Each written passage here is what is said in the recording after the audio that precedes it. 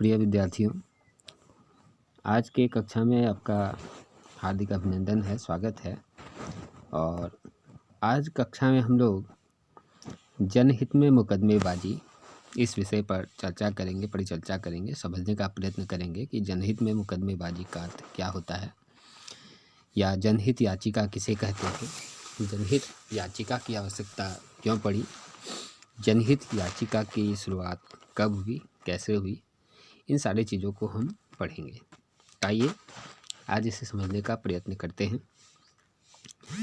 जनहित में मुकदमेबाजी यानी कि पब्लिक इंटरेस्ट लिटिगेशन, PIL।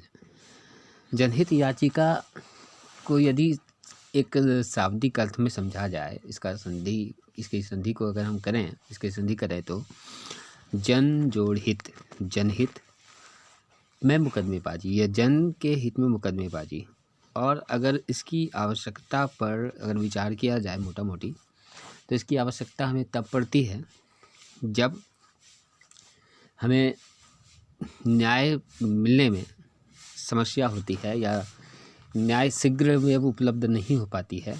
उस परिस्थिति में हम क्या कर सकते हैं, विभिन्न सामाजिक संगठनों के सरोकार से उनसे संपर्क करके, जैसे मानवाधिकार आयोग हो गया या फिर आपका समाज सेवी संगठन बहुत सारे हैं, महिलाओं के लिए काम करने वाली, अगर महिलाओं के साथ किसी तरह की बात हुई है तो महिला संगठन, तो ये सारे क्या हैं कि जनहित में मुकदमेबाजी के में सहायता करते हैं, यानी वो जन के हित में मुकदमा दायर करते हैं।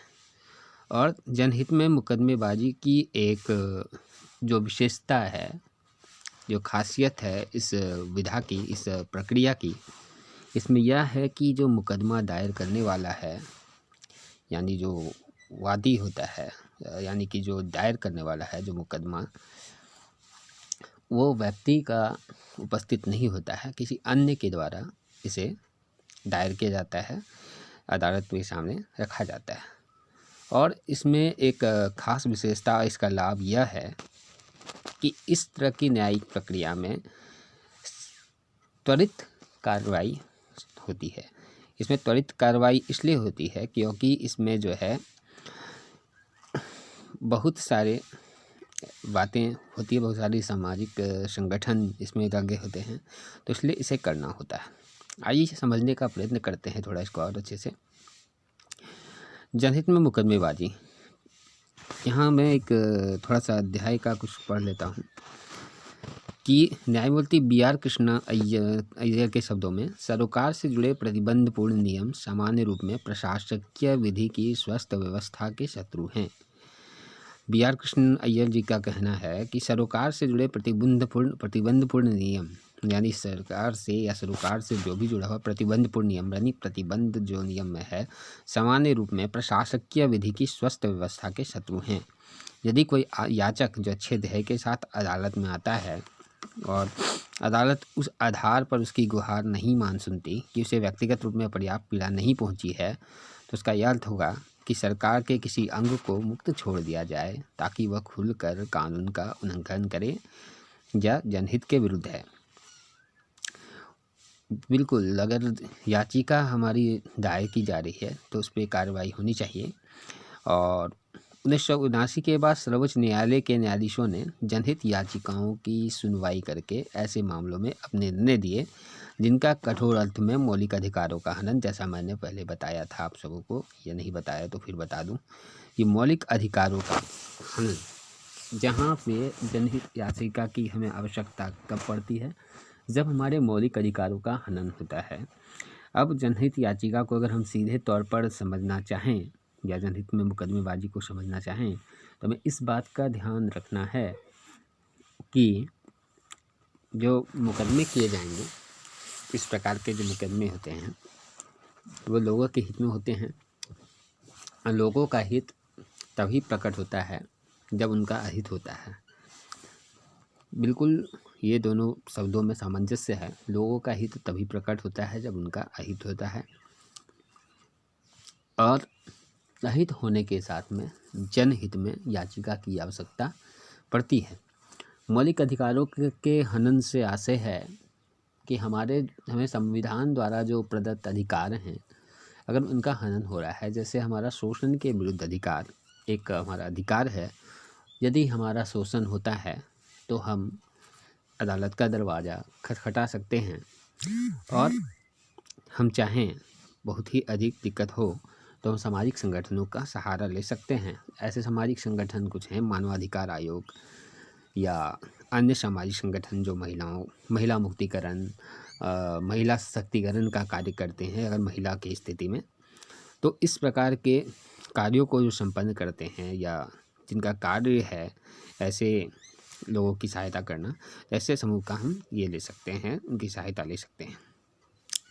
अंधाधुंध कटाई पर प्रतिबंध लगाया जाए, नदियों के पानी के प्रदूषण को रोका जाए, मलेरिया डेंगू जैसे महामारी को रोकने के उपाय किए जाएं इत्यादि।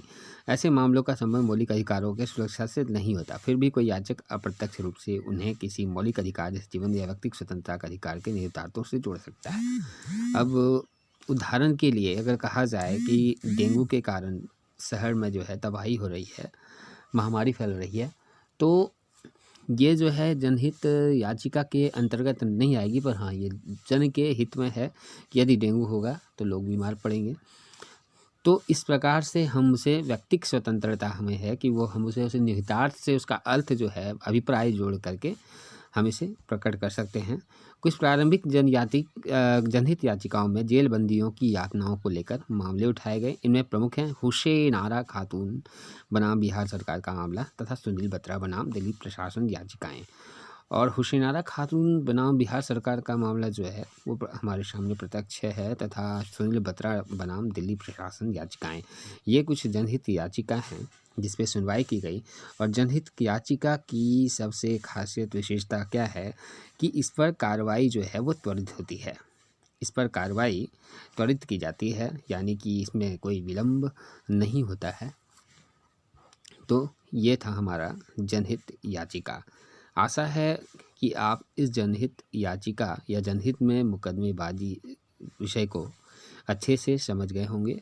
यदि समझने में कहीं भी कोई त्रुटि या कोई समस्या होती है तो उसके समाधान के लिए मैं सदैव प्रस्तुत हूँ। तो आप अपने जो सवाल हैं उसे कमेंट बॉक्स में रख सकते हैं। और यदि, जैसा मैं बराबर कहता हूँ, यदि आपको ये मेरा अध्ययन सामग्री, मेरा बताने की विधि शैली अगर अच्छी लग रही है तो आप 1 से 10 तक नंबर और एक प्रतिक्रिया अवश्य रखें। आप सभी बच्चों का बारंबार धन्यवाद है और आशा ये करता हूँ कि आप